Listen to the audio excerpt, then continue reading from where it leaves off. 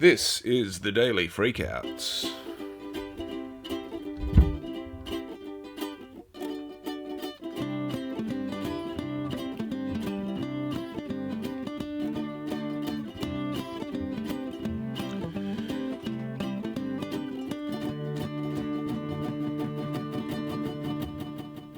This is the Daily Freakout. My name's Bobby, or Gavin. I still haven't decided whether I want to commit to an alter ego or anything like that just yet.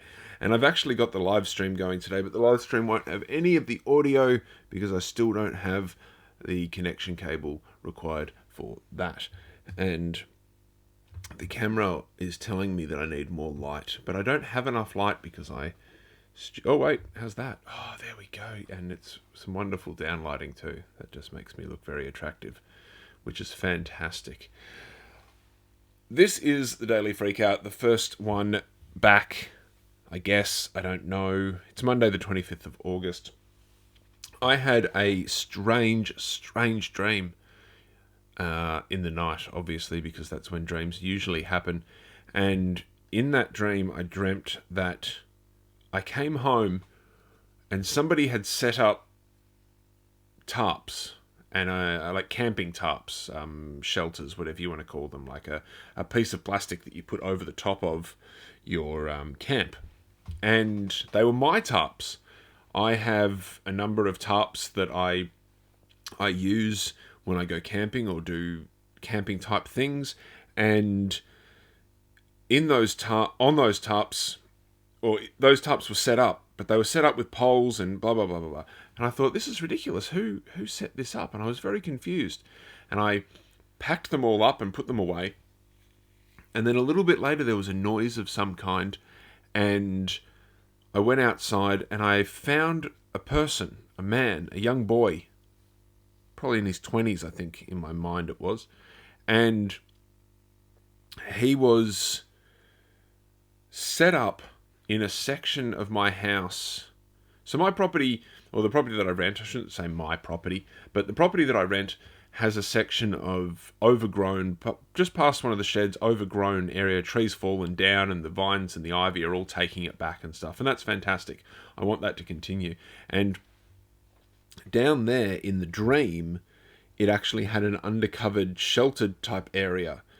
And he'd set up sort of a camp, and he'd put up some fence palings to block off the vision and stuff like that. And the impression I got was that this guy was down on his luck. He was, what's the word? He was homeless. He was struggling. And I sort of agreed nervously to say, yeah, no, it's all right, mate. You can stay here. And I think I gave him some food, and I was like, I'm gonna go inside and get a blanket and stuff like that for him. And there was somebody else here at the time. I think he was, in my mind, an old friend of mine that I haven't seen in a while. I think that was who it was. And it was all very, very confusing. And I cannot for the life of me, I haven't put much effort into this, but I can't work out what this meant. I can't work out what this dream meant. Did it mean I'm seeing myself as a down and out person and struggling and hoping to look after that version of myself? Did it mean that I want to try and help other people? I don't know. I don't think that's the case, because as much as I am pro helping other people and everything like that, I don't think that's what I want to do at the moment. I'm trying to focus on helping myself and getting my own shit together. It was very, very confusing, and I don't dream very often, and so to dream in fairly detailed situation was quite unusual for me. And so it was very, very strange, very weird. And I don't know what it means. If anyone listening to this thinks they can work out what it means or has an idea, comment, let me know, tell me that kind of stuff, because dreams are fascinating and I cannot for the life of me work out what they are. If by chance you are one of the many people who has jumped onto the live stream and then jumped off again, which is quite understandable, do me a favour, tell me if you can hear things correctly, even though I don't have a mic set up for that, and it is sitting on a book, I assume, covering the mic. But let me know. Anyway, let's get on to some news topics, because I've got a few of them that I want to talk about, and the background has disappeared. That's a bit bit disappointing, because this is a super professional setup here that we've got going. We're going to quickly try and do that, see if that works. Here we go. We've got it going. So we're on news.co.nz from New Zealand, but we're talking about Florida. Florida cities ordered to remove rainbow walks. There was recently the live chat AI has suggested talking about fence installation tips, because I mentioned that the guy in my dream had set up a fence type situation to camouflage block himself with fence panels. Oh, AI is funny sometimes when it doesn't quite get it right. Anyway, multiple Florida cities are now facing deadlines in the coming days after being ordered to paint over or remove so-called rainbow crosswalks, brightly coloured street crossings meant to celebrate gay rights and LGBTQ pride. The full article is available at news.co or onenews.co.nz. Although based on the Temu ads, I question how official that website is. But the thing that I wanted to talk about this was that I am not gay. I'm 99% straight is what I refer to myself as.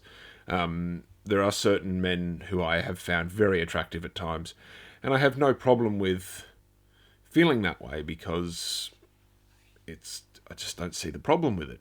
I never really have.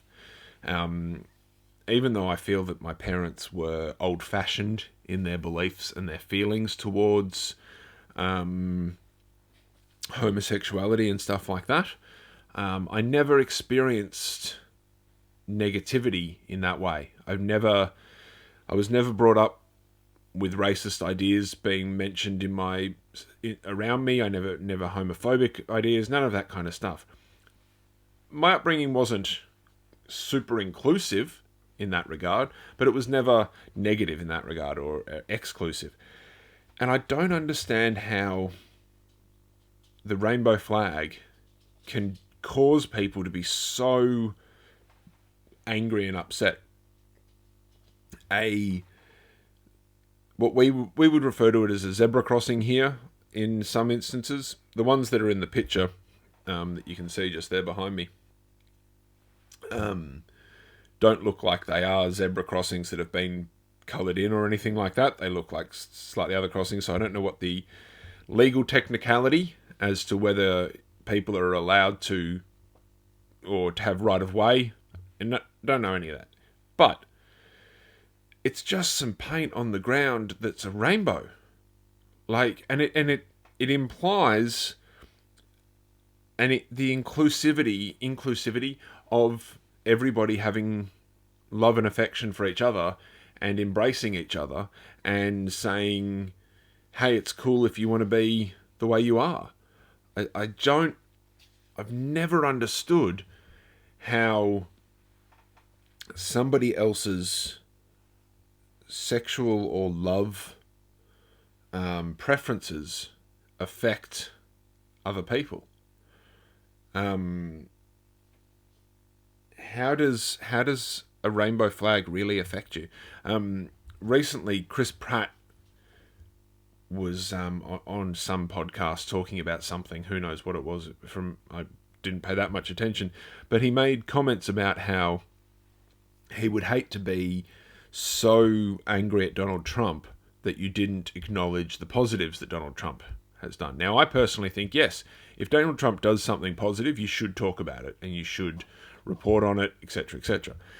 You should also, obviously, report on all the absolutely terrible, abhorrent, disgusting things he's done, because he's done and is doing a lot of those things.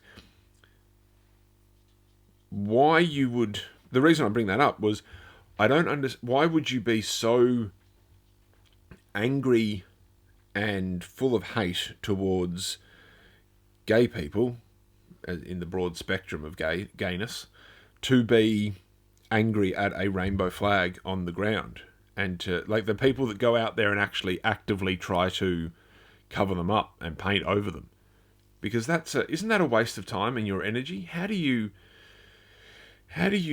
decide to do that with your afternoon or your evening. Like, oh, they've put a rainbow flag on the...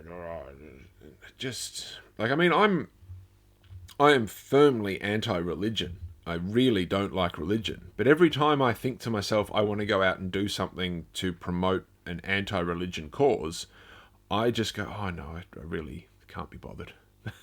Like, I did try and do a video, or start a video series called Atheist Reacts, where I was going to react to religious news and stuff like that from an atheist perspective. And many other people have done this online. They've made their social media or their content creating theme atheism, reacting to the world and stuff like that. And I am very positive of those, pro those type of things. But it just gets so boring because it's just the same stuff again and again and again. And they're so... the hate and the unhappiness behind wanting to be so angry towards people who are just trying to be themselves and to trying to love another human being and be positive towards another human being. I don't understand it at all. It makes no sense. So, these Florida cities, I feel sorry. I feel disappointed that you have to paint over your rainbow crosswalks because it looks... I mean, that's another good image. You can only just see it behind me there. But I think you can see one's coloured in rainbow, one's coloured in black and white. It's just... to me, I'd prefer the rainbow. I'm not active in terms of wanting to promote homosexuality or promote gay rights even. I'm not active in that. I don't put any effort into it. But I'd prefer a rainbow crosswalk to a black and white one.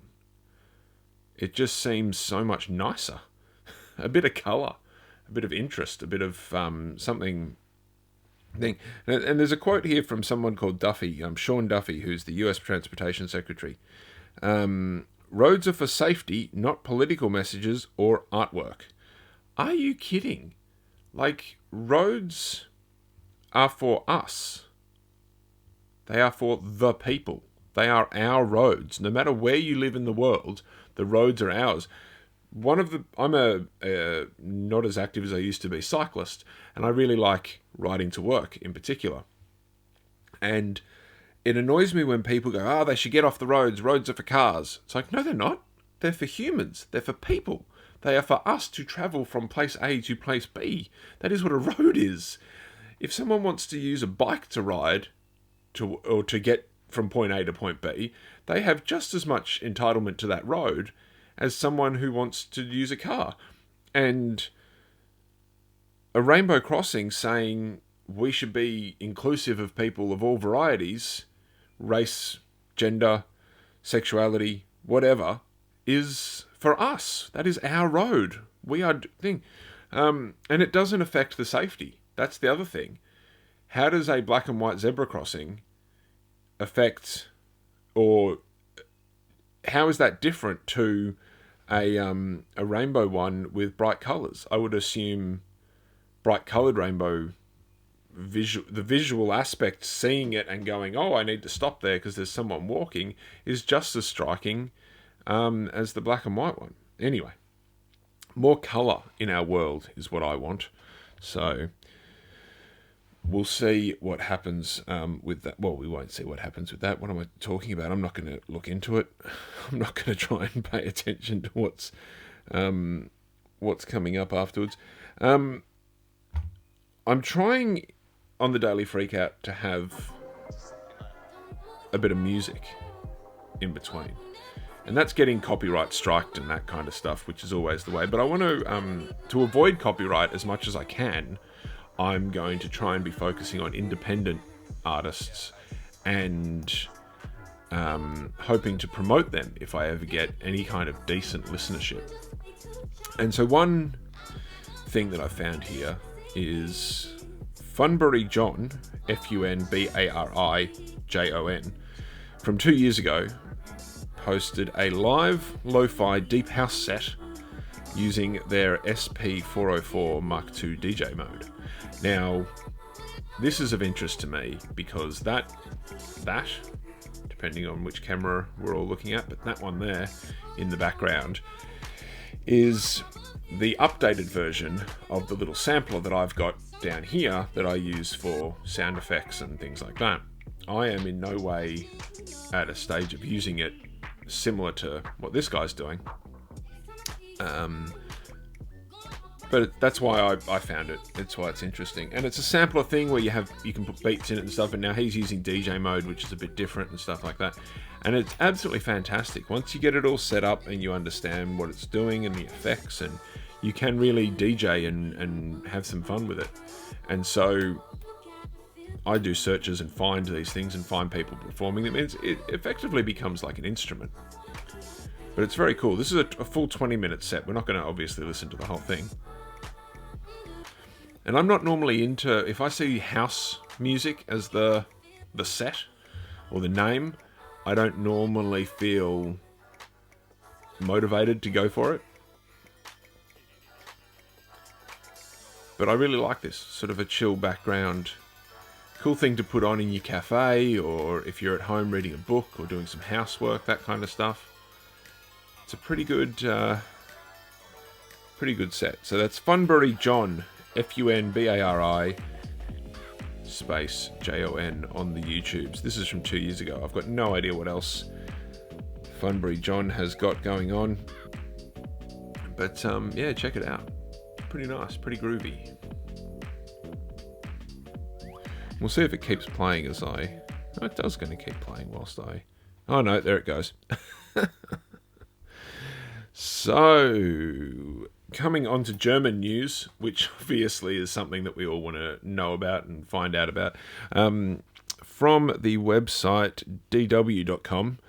I don't know what that is. I assume it's a news website. But in politics in Germany, German welfare state can no longer be financed. The German Chancellor has called for a welfare reform, putting him on course for a possible clash with the SPD.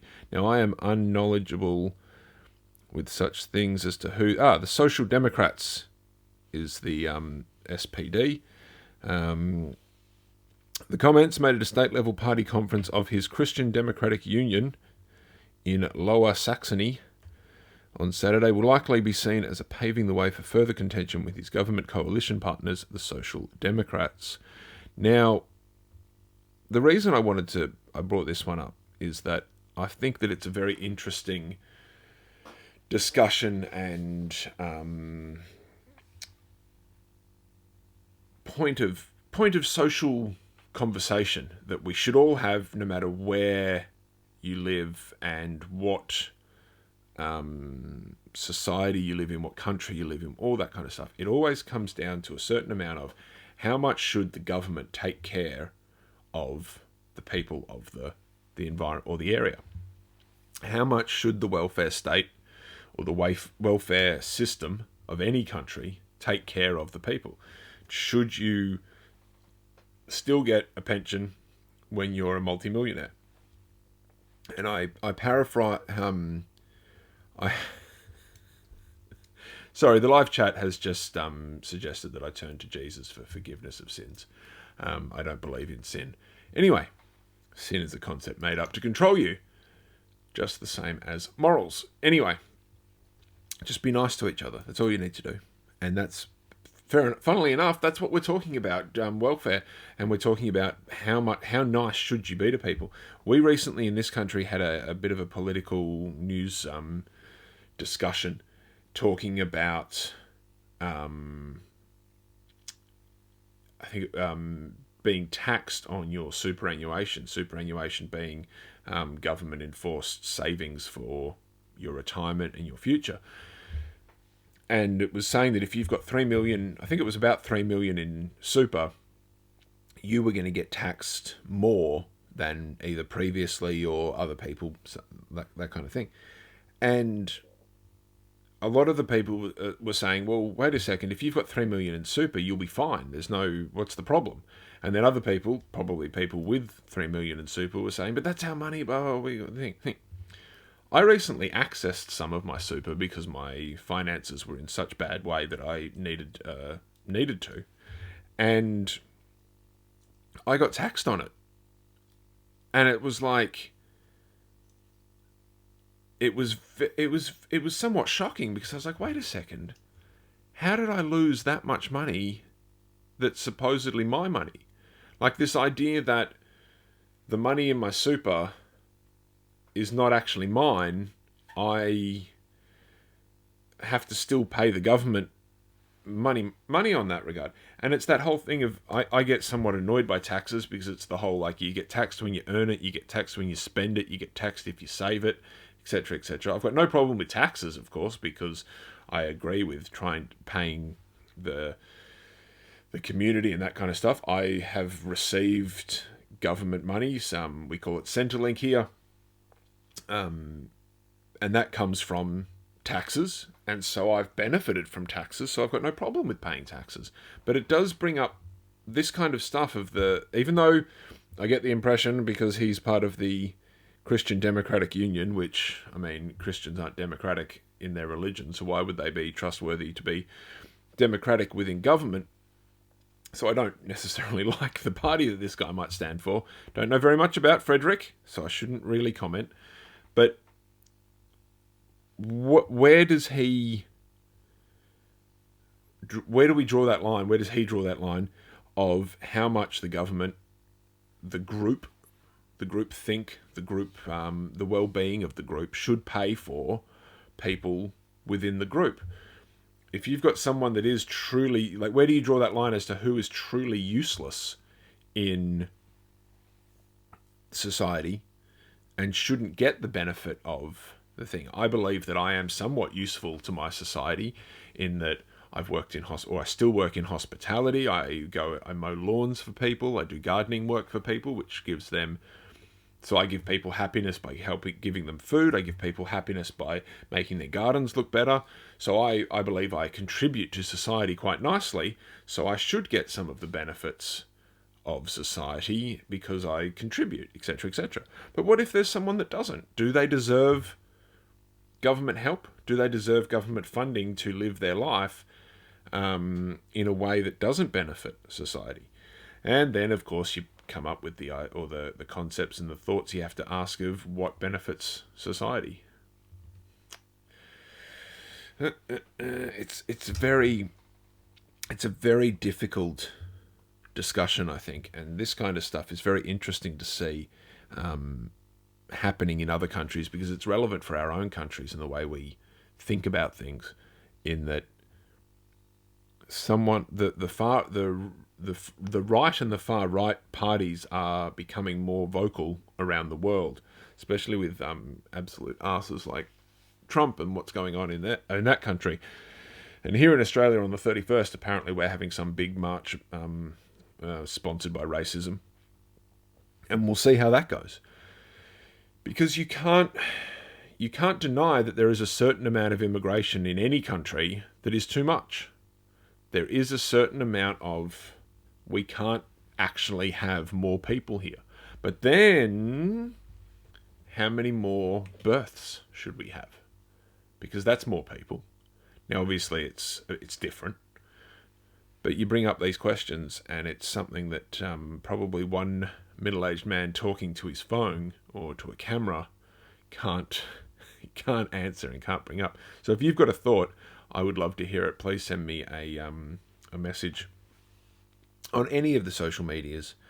Bobby Freakout on pretty much all of them is my handle, etc. Like, comment, and all that kind of stuff, because then we can continue these kind of discussions and we can know more about them, and we can hopefully get better as societies and as people by addressing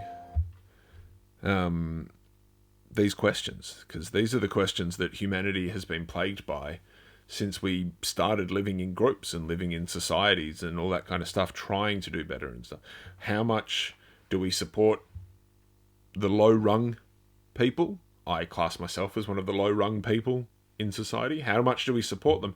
How much do we give to the group when the group potentially doesn't help us as much as it could or should. I don't know, and I want to find out because I like to discuss these things and think about them and work them all out and stuff. And that's what the Daily Freakout hopefully will be in the future. Thank you very much if you've tuned in, if you've listened this far. Like, subscribe, all that kind of stuff. Please check out all that kind of stuff. Go tell our sponsors that you've heard of them from here. Oh, no, wait. We haven't got any sponsors. Maybe that's for the future. Oh, pardon me. There'll probably be another one of these coming up tomorrow. Yeah, do a review, all that kind of stuff. I say probably, but it definitely will be, because I'm going to keep doing these. Because I kind of enjoy it. It's fun. And so, not that button. That button. No, wait. Oh, that button. There we go. That's the theme tune. Which means it's come to an end. Thank you very much for tuning in. Thank you very much to the person who recommended Jesus in the live chat. Hopefully I can get the audio on the live chat better so that people don't stick around for a minute and then piss off again, which is fair though. Thank you very much. The Daily Freakout. Bye!